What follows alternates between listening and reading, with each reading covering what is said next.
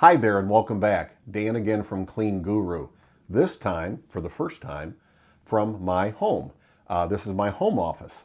You know, with all of the challenges and the changes that we're learning to make with COVID and that difficult situation, I thought maybe I'll start to try to shoot some videos here at the house rather than over at the office. So here's the first one.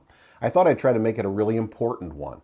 The topic is, what is the purpose of a cleaning proposal? And if you keep this in mind, I really think it will help you land more jobs. The purpose of a cleaning proposal is two specific things. Number one, to make it clear, really crystal clear, that you get them. Not just an office or a home that's like them, but that you really get them, their home, their specific office.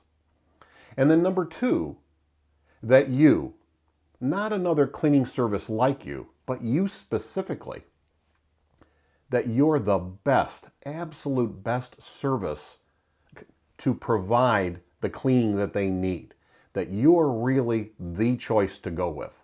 So those are the two parts of the purpose of a proposal. Now you might ask, well, how do you do that? Well, again, it's two. There's two ways I think you do that.